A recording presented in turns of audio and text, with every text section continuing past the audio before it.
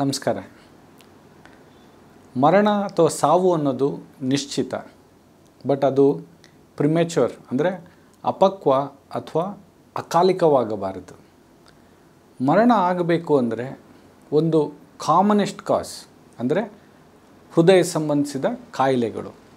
ಹಾರ್ಟಿಗೆ 3 ಥರದ ಕಾಯಿಲೆಗಳು ಬರುವಂಥ ಚಾನ್ಸ್ ಇರ್ತದೆ.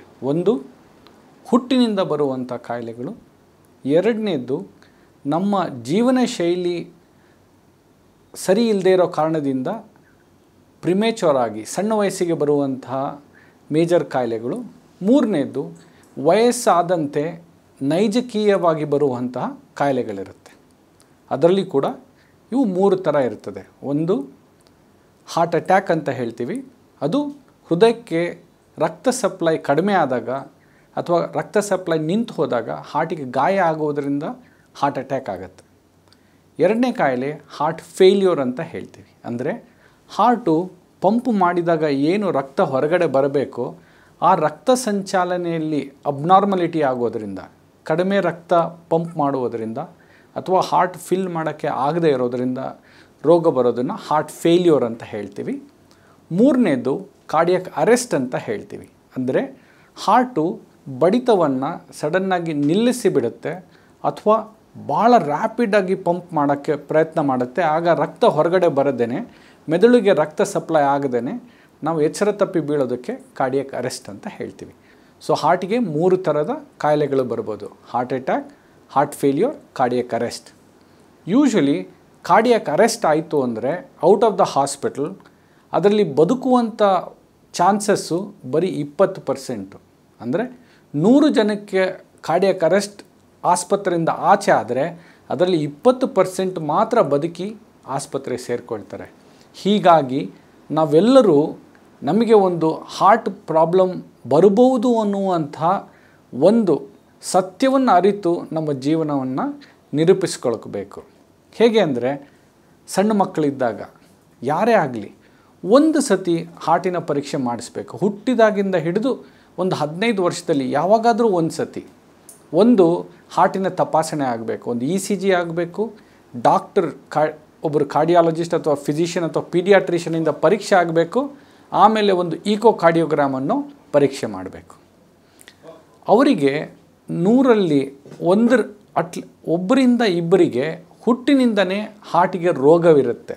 ಅದು ಹುಟ್ಟಿದಾಗೆ ತಿಳಿದು ಬರಲ್ಲ. ಮೊದಲನೇ 6 ತಿಂಗಳಲ್ಲಿ ತಿಳಿಬೋದು, 1 ವರ್ಷದಲ್ಲಿ ತಿಳಿಬೋದು, 5 ವರ್ಷದಲ್ಲಿ ತಿಳಿಬೋದು ಅಥವಾ 15 ವರ್ಷದಲ್ಲಿ ತಿಳಿಬೋದು. ಯಾವುದೋ ಒಂದು ದಿನ ಈ ಮಗು ಸಡನ್ನಾಗಿ ತೀರಿ ಹೋಗ್ಬೋದು. ಯಾಕೆ ಅಂದರೆ ನಾವು ನಮ್ಮ ಮಕ್ಕಳಿಗೆ ಏನೋ ಒಂದು ಹಾರ್ಟ್ ಪ್ರಾಬ್ಲಮ್ ಇರ್ಬೋದು ಅನ್ನೋದನ್ನು ಪರೀಕ್ಷೆನೇ ಮಾಡಿರೋದಿಲ್ಲ. ಹಾಗಾಗಿ ಹೀಗಾಗ್ಬೋದು. ತಾವು ಒಂದು ಪರೀಕ್ಷೆ ಮಗುಗೆ ಮಾಡಿಸಲೇಬೇಕು. ಎರಡನೇದು ಯಂಗ್ ಅಡಲ್ಟ್ಸ್ ಅಂತ ಅಂತೀವಿ. ಅಂದರೆ ಒಂದು 18ರಿಂದ 20 ವರ್ಷ ದಾಟಿದ ಮೇಲಿಂದ ಹಿಡಿದು 40 ವರ್ಷದ ಒಳಗಿರುವರು. These are young adults. ಭಾಳ ಶಕ್ತಿವಂತರಾಗಿರ್ತಾರೆ, ಬಲಿಷ್ಠವಂತರಾಗಿರ್ತಾರೆ. ಇವರು ಸಾವು ಅನ್ನೋ ಕಲ್ಪನೆಯೇ ಇರೋದಿಲ್ಲ. ಅವರಿಗೆ ನಾವು ಇಮ್ಮಾರ್ಟಲ್ಸ್ ಅಂದರೆ ಮರಣ ಬರೋದೇ ಇಲ್ಲ ಅನ್ನುವಂಥ ಸಮಯ ಅದು ನಮ್ಮ ಜೀವನದಲ್ಲಿ. ಆದರೆ ಈಗ ಭಾರತದ ಸ್ಟ್ಯಾಟಿಸ್ಟಿಕ್ಸ್ ನೋಡಿದ್ರೆ 100 ಹಾರ್ಟ್ ಅಟ್ಯಾಕ್ಗಳಾದರೆ ಅದರಲ್ಲಿ 25% ಹಾರ್ಟ್ ಅಟ್ಯಾಕ್ಗಳು 40 ವರ್ಷದಕ್ಕಿಂತ ಕಡಿಮೆಯವರಲ್ಲಿ ಆಗ್ತಾಯಿದೆ. ಅದು very sad, but it is true. ಅದು ಡೈಜೆಸ್ಟ್ ಮಾಡ್ಕೊಳ್ಳೋಕ್ಕಾಗೋದಿಲ್ಲ ನಮಗೆ, ಆದರೂ ಅದು ಸತ್ಯ. ಹಾಗಾಗಿ 20 ವರ್ಷದಿಂದ 40 ವರ್ಷದಲ್ಲಿ ಇರುವಂಥ ಯುವಕ ಯುವತಿಯರು ಕೂಡ ತಮ್ಮ 5 risk factors: blood pressure, blood sugar, cholesterol, ಮತ್ತು ನಾವೇನು ಹೇಳ್ತೀವಿ ತೂಕ, obesity, waist circumferential ratio, and then lastly stress ಅಂದರೆ ಒತ್ತಡ. ಯಾರು ತಾವು ತಮ್ಮ ಶಕ್ತಿ ಮೀರಿ ಒಂದು ದಿವಸ ಒಂದು ವಾರದಲ್ಲಿ ಕೆಲಸ ಮಾಡಬೇಕು, 2 ದಿವಸ ಮಾಡಬೇಕು, ಪ್ರತಿದಿನ ತಮ್ಮಲ್ಲಿರೋ ಶಕ್ತಿನೆಲ್ಲ ಬರೀ ಕೆಲಸಕ್ಕಾಗಿ ಉಪಯೋಗಿಸ್ಕೊಂಡು ತಮ್ಮ ದೇಹನ ಆರೋಗ್ಯನ ಒಂದು ಬೆಲೆ ತೆತ್ತಬಾರದು. ಅಂದರೆ health is bartered for growth and progress. That is absolutely wrong. ನಾವು ಯಾವುದೇ ಕಾರಣಕ್ಕೆ ಮಾನಸಿಕ ಅಥವಾ ದೈಹಿಕ ಆರೋಗ್ಯವನ್ನು ಒಂದು ಬೆಟ್ಟಾಗಿ ಇಟ್ಟು ಬೇರೆ ಏನೋ ಗಳಿಸಿದ್ರೆ ಅದು ಸರಿಯಲ್ಲ. Only soldier can do that. ಯಾಕಂದರೆ ನಾವು ದೇಶ ರಕ್ಷಣೆ ಮಾಡೋ ಅವಶ್ಯಕತೆ ಇರುತ್ತೆ.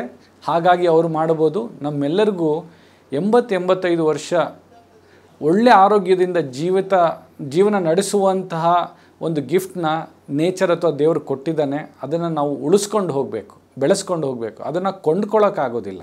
ಅಂದರೆ ನಾವೊಂದು ಡಿಸಿಪ್ಲಿನಿಂದ ಜೀವನ ಮಾಡಬೇಕು. ಪ್ರತಿದಿನ ಒಂದು ಆರ್ಡರ್ ಇರಬೇಕು. ನಾನು ಈ ಸಮಯದಲ್ಲಿ ಎದ್ದೇಳಬೇಕು, ಈ ಸಮಯದಲ್ಲಿ ವ್ಯಾಯಾಮ ಮಾಡಬೇಕು, ಈ ಸಮಯದಲ್ಲಿ ಸ್ವಲ್ಪ ಮೆಡಿಟೇಷನ್ ಅಥವಾ ಯೋಗ ಮಾಡಬೇಕು, ಈ ಸಮಯದಿಂದ ಈ ಸಮಯ ನಾನು ನನ್ನ ದೈನಂದಿನ ರೆಸ್ಪಾನ್ಸಿಬಲ್ ಪ್ರೊಫೆಷ್ನಲ್ ಕೆಲಸ ಮಾಡಬೇಕು. ಒಂದು ಏನು ನಮ್ಮ ಕಾರ್ಯ ಇರುತ್ತೋ, ಯಾವುದಕ್ಕೆ ಲೈವ್ಲಿಹುಡ್ಗೆ, ನನ್ನ ಒಂದು ಜೀವನಾಂಶ ಗಳಿಸೋಕ್ಕೆ ಅಂತ ಏನು ಒಂದು ಕೆಲಸ ಇರುತ್ತೋ ಅದಕ್ಕೂ ಒಂದು ಲಿಮಿಟೆಡ್ ಸಮಯ ಕೊಡಬೇಕು.